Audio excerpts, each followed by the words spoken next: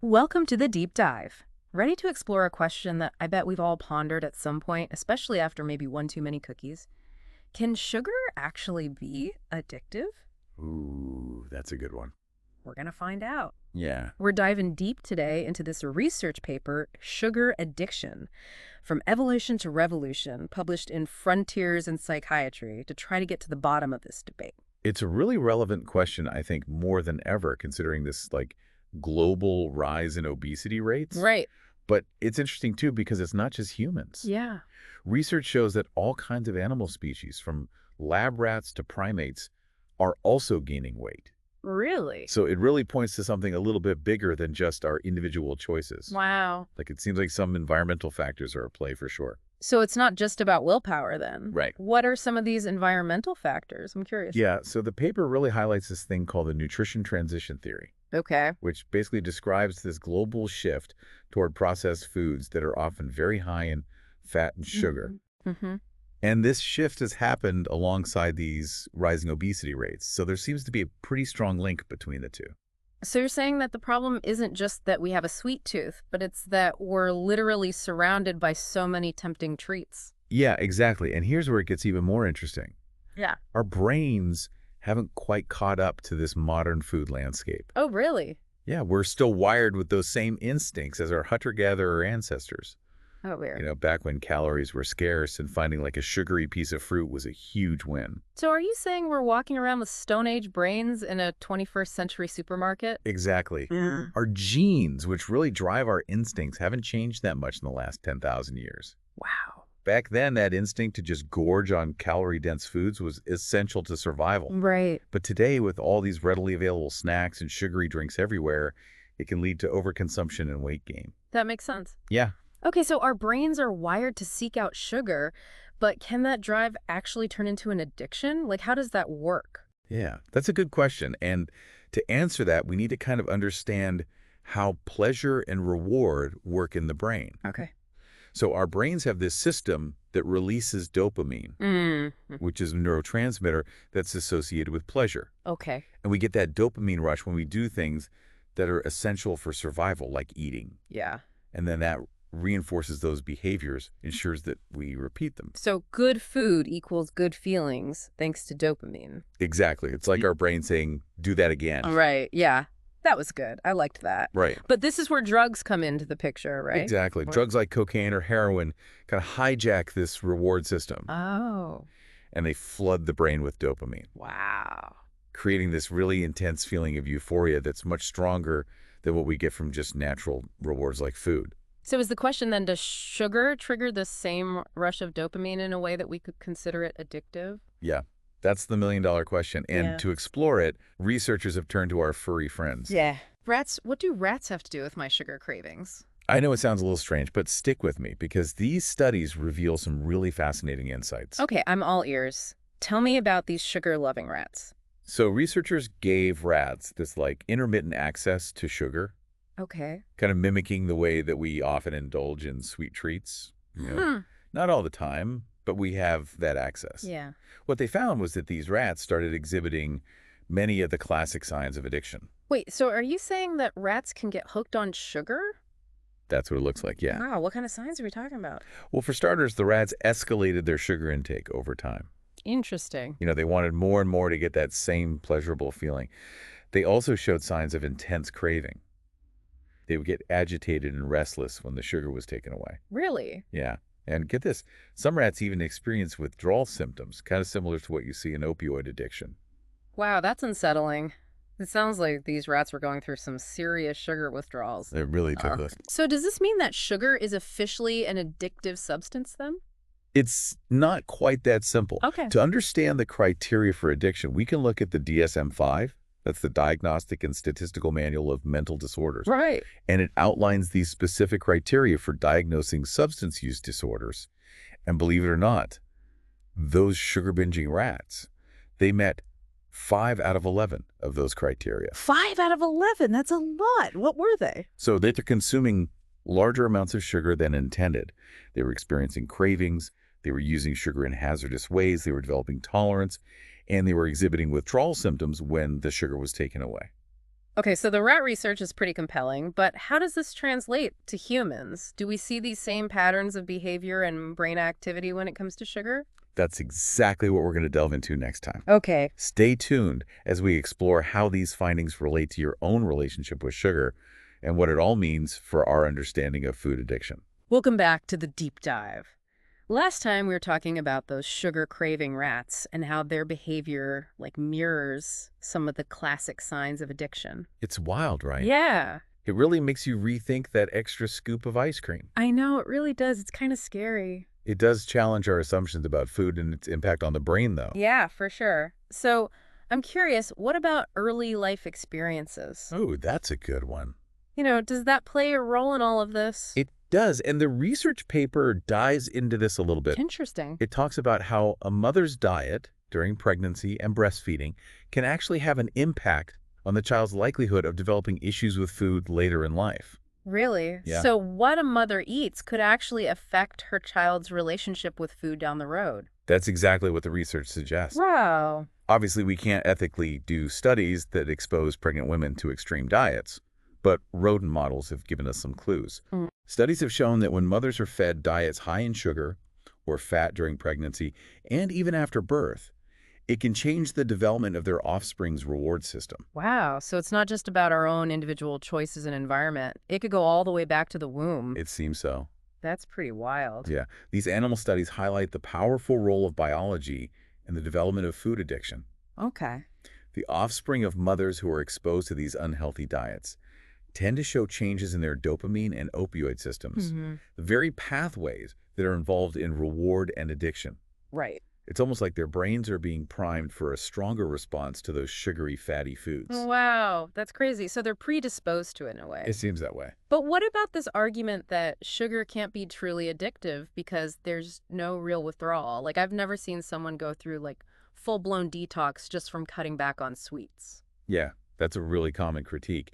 And it's true that food withdrawal might not look exactly like heroin withdrawal. Right. But the research suggests something a little different. Okay. Remember those sugar-dependent rats that we talked about? Yes. When they were given naloxone, which is a drug that blocks opioid receptors in the brain, Okay. they showed many of those classic signs of opioid withdrawal. Really? Anxiety, teeth chattering, even the shakes. Wow. So blocking the opioid system in sugar-dependent rats caused withdrawal symptoms. Exactly. It suggests that sugar, just like opioids, can engage that opioid system, and disrupting that engagement can lead to withdrawal.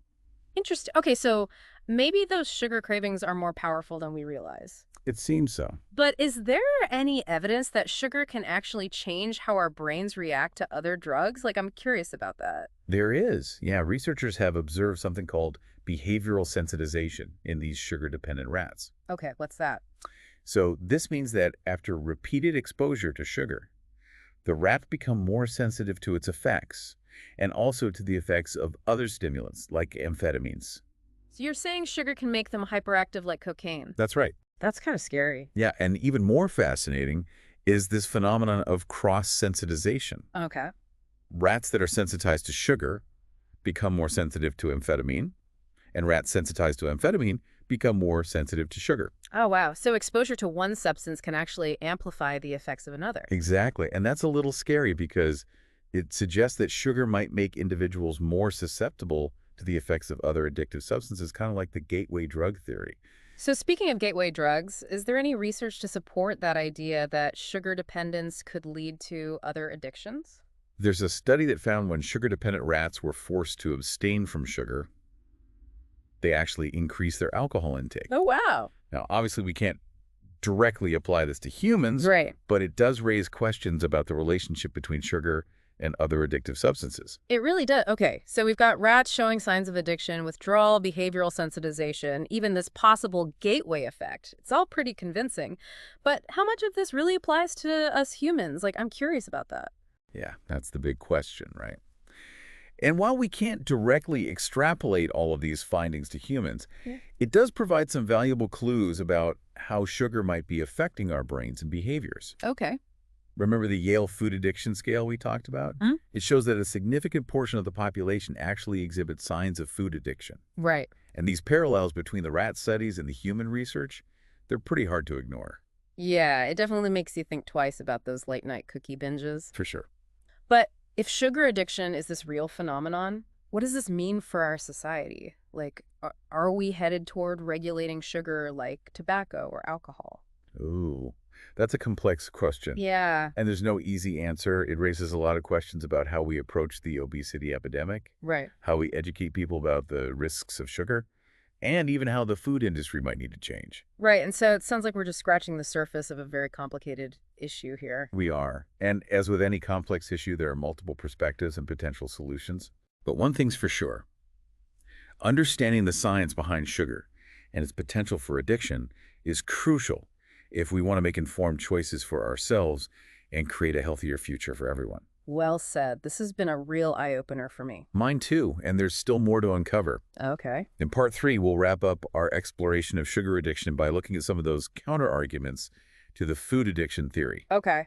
We'll also consider what steps we can take as individuals and as a society to navigate this sugar-laden world. So stay with us. Sounds good. Welcome back to the final part of our deep dive into sugar addiction. I know it's been a journey, right? It has. We've uncovered some pretty compelling evidence that sugar can really have like a powerful effect on our brains, mimicking some of the hallmarks of addiction.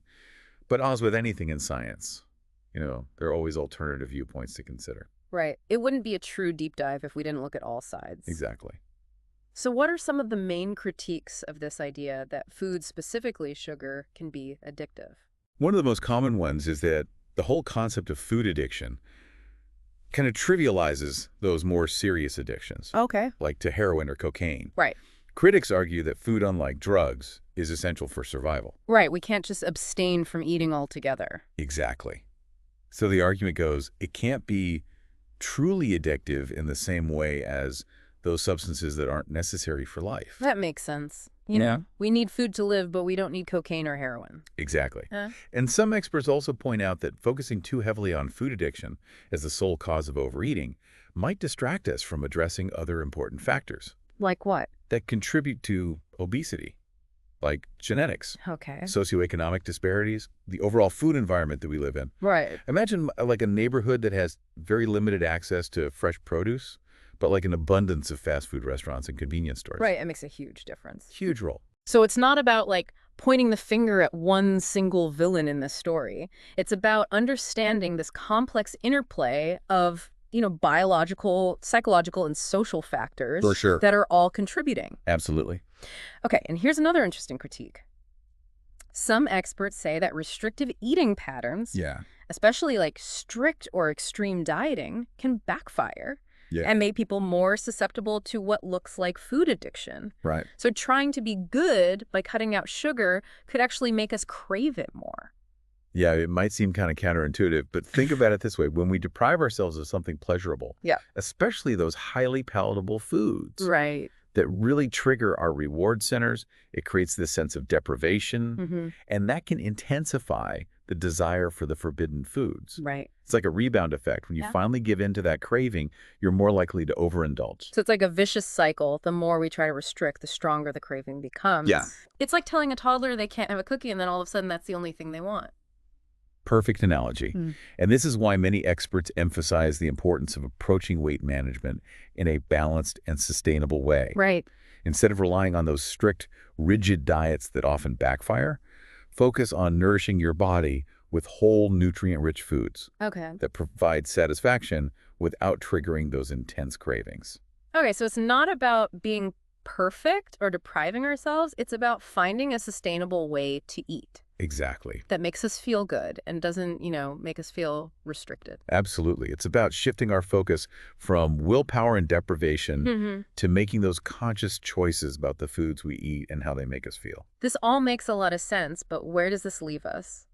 If sugar can be addictive for some, but not all, and other factors are at play, how do we move forward in a world where sugar is like everywhere? Yeah, that's the million-dollar question, right? Yeah. It's about finding ways to navigate our modern food environment and making those choices that align with our health goals, even when we're surrounded by all that temptation. And it's about recognizing those moments when you're reaching for that sugary treat out of habit or emotional hunger, rather than true physical hunger. Easier said than done, right? I think we've all been there. Oh, absolutely. But are there things we can do like on a personal level to kind of break free from sugar's hold? Or at least like loosen its grip a little bit? Yeah, I think awareness is a great starting point. Okay. Really pay attention to how sugar makes you feel, Okay. both physically and emotionally. Do you notice like increased cravings or energy crashes, mood swings, or just difficulty controlling your intake after you've had those sugary foods or drinks? Yeah. Once you start tuning into your body's signals, you can start making those more conscious choices that really serve you. So it sounds like mindfulness is really key. Recognizing that sugar can impact our bodies and minds can help us make, better choices. Absolutely. And remember, Yeah. it's not about being perfect or never enjoying those sweet treats again. It's about finding that healthy balance. Okay. We don't have to live in a world that's devoid of pleasure, but we can explore those alternatives that nourish us on a deeper level Mm-hmm. and bring us joy without those negative consequences. So it's about finding that sweet spot, so to speak, where we can enjoy those treats occasionally, but not let them take over. I love that. Yeah, think about incorporating more whole, unprocessed foods into your diet. Okay. Fruits, vegetables, Hmm. whole grains, lean protein. Yeah. These foods provide that sustained energy, keep you feeling full and satisfied, and they don't lead to that sugar rush and crash. Right. And don't underestimate the power of movement. Yes. Regular exercise is so good for regulating blood sugar levels, boosting mood, reducing stress. Absolutely. It gives us those natural rewards that can really help us break free from sugar. So it's about finding those healthy ways to feel good, both physically and mentally. Exactly. Movement, nourishing foods, mindful eating. It's a holistic approach. Yeah, that's a great way to put it. And remember, it's a journey. It's not a destination. Absolutely. So don't be afraid to experiment. Try new recipes, explore different cuisines, and find what works best for you. Exactly. What matters most is finding that sustainable way of eating that supports our well-being. Absolutely. This has been such a fascinating deep dive. I feel like I have a whole new understanding of sugar and how it can impact us. I know, me too. It's definitely given me a lot to think about. While there's still so much more we can learn about sugar and its complex relationship with our bodies, Right. the evidence we've talked about today really suggests that sugar can be addictive for some individuals. Mm. And recognizing this opens up so many new possibilities for how we approach obesity, eating disorders, even substance abuse. Right. It's about acknowledging that complexity, making informed choices, and advocating for a healthier food environment for everyone. Well said. And I think the most important takeaway for our listeners is this. Be curious, be mindful, and be kind to yourselves. It's about progress, not perfection. Absolutely. So as we wrap up this deep dive, we'll leave you with this. Think about the role sugar plays in your life. Yeah. Are you using it to nourish your body, or is it controlling you? The answer, my friends, is within you. Until next time, keep those minds open, those taste buds adventurous, and remember that knowledge is power. Thanks for joining us on The Deep Dive.